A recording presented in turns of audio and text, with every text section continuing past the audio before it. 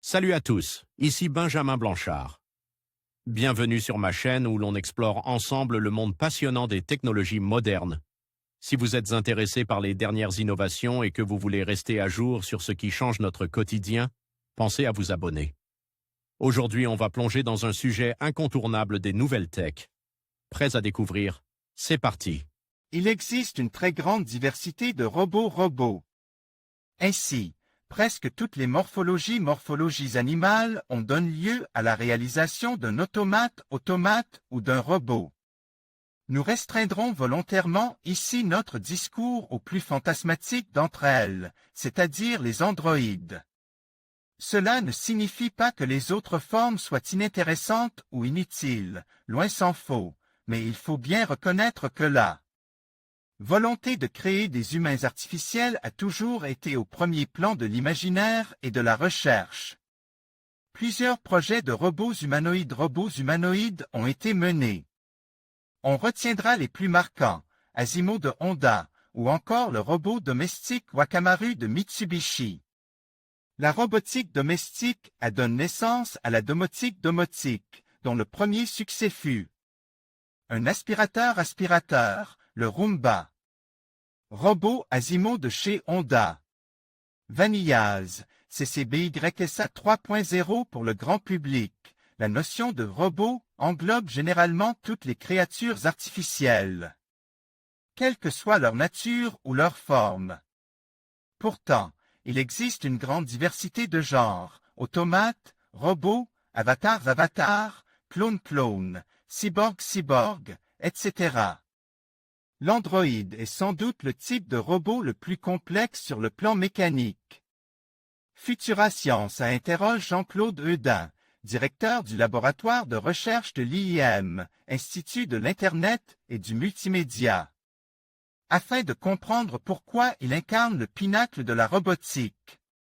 Futura, ces termes sont parfois utilisés à tort ou bien par extension pour englober ce que l'on croit être une créature artificielle.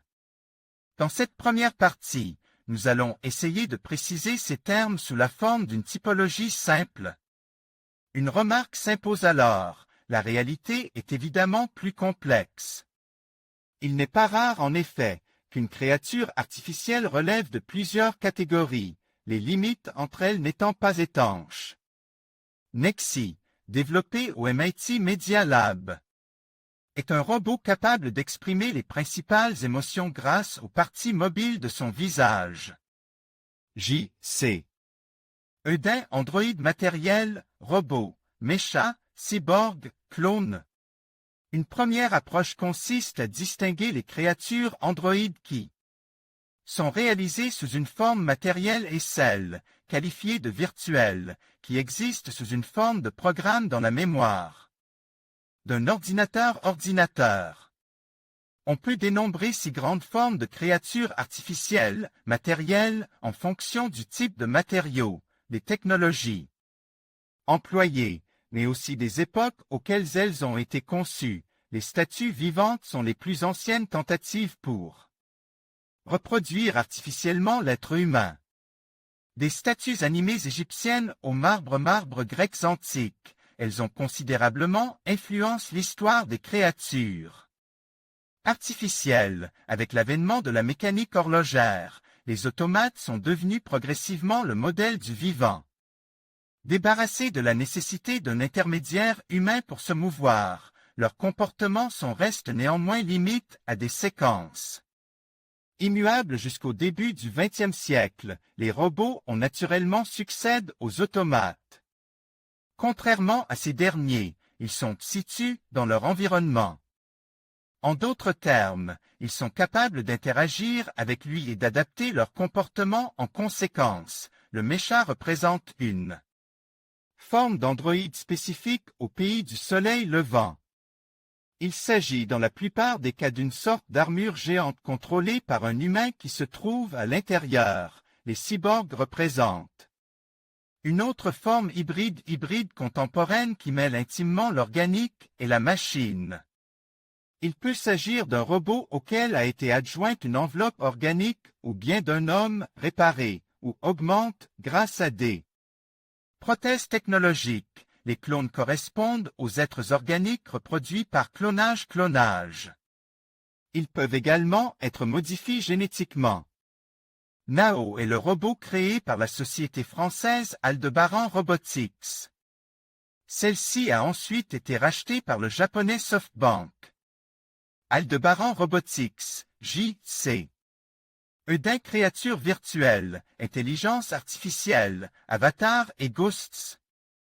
Les créatures ayant une incarnation matérielle sont les plus connues, mais les plus répandues sont en fait les créatures virtuelles. Avec le développement des supports numériques, en particulier du jeu vidéo et surtout des Internet, elles ont en effet quasiment envahi notre quotidien. Elles peuvent être regroupées en 3 grandes catégories. Les intelligences artificielles sont les plus anciennes formes de créatures virtuelles. Ce sont des entités algorithmiques autonomes capables de reproduire certaines des fonctions essentielles du cerveau. Cerveau humain, raisonnement, calcul, apprentissage, mémoire, émotion, etc. Les avatars correspondent aux représentations graphiques des créatures virtuelles ou réelles. Ils vont d'une simple icône en 2 dimensions aux humains virtuels hyperréalistes en 3 dimensions. Les ghosts sont des entités algorithmiques ou des structures mémorielles qui rassemblent les traces numériques et les souvenirs d'une personne, qu'elle soit vivante ou bien décédée. Cette typologie montre que le domaine des créatures androïdes est bien plus complexe qu'il n'y paraît à première vue, chaque catégorie regroupant un nombre important de problématiques de recherche. Le lecteur désireux d'approfondir le sujet pourra se référer aux ouvrages cités à la fin de ce dossier. Cet oracle futuriste est l'un des tout premiers avatars 3D. Il a été créé dans le cadre du projet EVA par les étudiants de l'Institut international de multimédia en 2007. IIM.